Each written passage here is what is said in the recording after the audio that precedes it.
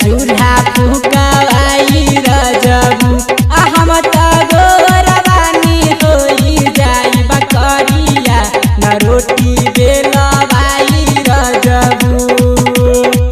नैहर में कैनी नहीं पूछऊ न यही जा करबाई रजबू नैहर में कैनी नहीं पूछऊ न यही जा करबाई रजबू हम त गोरबानी होई जाई बकरिया चूल्हा फुकाई रजबू हम त गोरबानी होई जाई बकरिया न रोटी बेलवाई रजबू डीजे गुड मधुबनी न रोटी बेलवाई रजबू। अभी आप सुन रहे हैं प्लैनेट म्यूजिक की शानदार प्रस्तुति। हम त गोरबानी होई जाई बकरिया न रोटी बेलवाई रजबू। हमसे ना ऐसन सुनी सजनवा लगा के रखी ड्यूटी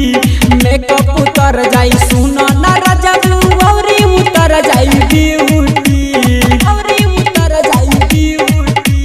हमसे ना ऐसन सुनी सजनवा लगा के रखी ड्यूटी मेकअप उतर जाई सुन न रजबू औरी उतर जाई ड्यूटी हमारा से ऐसे नहीं बरता न सुनी मजबाई रजबू हमारा से ऐसे तू बरता न नहीं मजबाई रजबू हम त गोरबानी होई जाई बकरिया न चूल्हा फुकाई रजबू हम त गोरबानी होई जाई बकरिया न रोटी बेलवाई रजबू डीजे गुड मधुबनी न रोटी बेलवाई रजबू। अभी आप सुन रहे हैं प्लैनेट म्यूजिक की शानदार प्रस्तुति। हम त गोरबानी होई जाई बकरिया न रोटी बेलवाई रजबू। बाबूजी के हम बेटी दुलारी कुमारी सोना नाम हो हमसे ना होई रहमन जी सैया सुना न कोनो काम हो बाबूजी के हम बेटी दुलारी कुमारी सोना नाम हो हमसे ना होई रहमन जी सैया सुना न कोनो काम हो हमसे ना दुआरा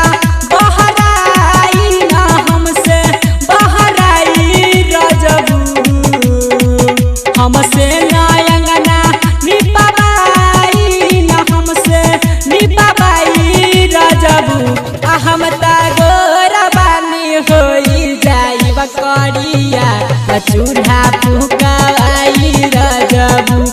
हम त गोरबानी होई जाई बकरिया न रोटी बेला